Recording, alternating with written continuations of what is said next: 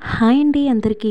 మనం మన లాస్ట్ వీడియోలో అమ్మవారి నవరూపాల్లో చంద్రఘంట అమ్మవారి వరకు తెలుసుకున్నాం కదా. ఈ వీడియోలో మనం మిగతా అమ్మవార్ల కోసం కూడా తెలుసుకుందాం.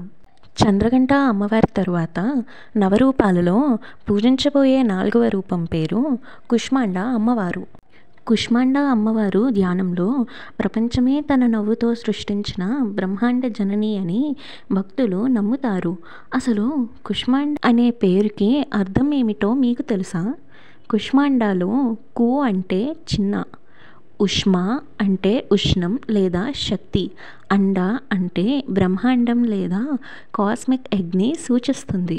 అంటే చిన్న ఉష్ణ శక్తితో ఈ బ్రహ్మాండం అనే అండని సృష్టించిన దేవి అని అర్థం. ఇప్పుడు మనం కుష్మాండ అమ్మవారి రూపం మరియు ఆయుధాల గురించి తెలుసుకుందాం. కుష్మాండాదేవిని సాధారణంగా గోధుమ బంగారు వర్ణంతో, ప్రకాశంతో సింహం లేదా పులిపై కూర్చొని ఉన్న రూపంగా వర్ణిస్తారు. కొన్ని సంప్రదాయాల ప్రకారం అమ్మవారికి 8 లేదా 10 చేతులు ఉంటాయి అని, కమండలం, ధనుస్సు, బాణం, చక్రం, గద, కమలం, అమృత కలశం, జపమాల లాంటి ఆయుధాలు ధరించి అభయముద్రం ద్వారా భక్తులకు రక్షణ, ఆశీర్వాదాలు ఇస్తుంది అని నమ్ముతారు.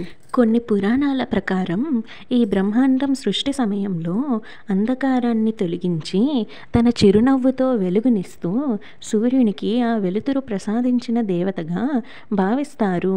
కుష్మాండ అమ్మవారు ఆదిశక్తి, అలానే ప్రాణశక్తికి స్వరూపం. ఆమె స్వరూపంలో ఈ విశ్వం తొలగి ఏర్పడిందని నమ్ముతారు. ఈమెని పూజించడం వలన మనస్సుకు ప్రశాంతి, ఆరోగ్యం, సంపదలు లభిస్తాయి. కుష్మాండ అమ్మవారిని నవరాత్రుల 4వ రోజున చవితి ప్రత్యేకంగా పూజిస్తారు. ఈ అమ్మవారికి గుమ్మడికాయ, బీట్రూట్ వంటివి నైవేద్యంగా అర్పిస్తారు. ఈ అమ్మవారిని పూజించే వాళ్ళకి సంపద, ఆరోగ్యం మరియు విజయాలను పొందుతారని భక్తులు విశ్వసిస్తారు. మా వీడియోని ఇక్కడి వరకు చూసినందుకు అందరికీ చాలా థ్యాంక్స్. వచ్చే వీడియోలో మిగతా అమ్మవార్ల కోసం మనం తెలుసుకుందాం. ఇంకా మన ఛానల్ని ఎవరైనా సబ్స్క్రైబ్ చేసుకోకపోతే సబ్స్క్రైబ్ చేసుకోండి. అలానే గంట సింబల్ని ఆన్లో పెట్టుకోండి.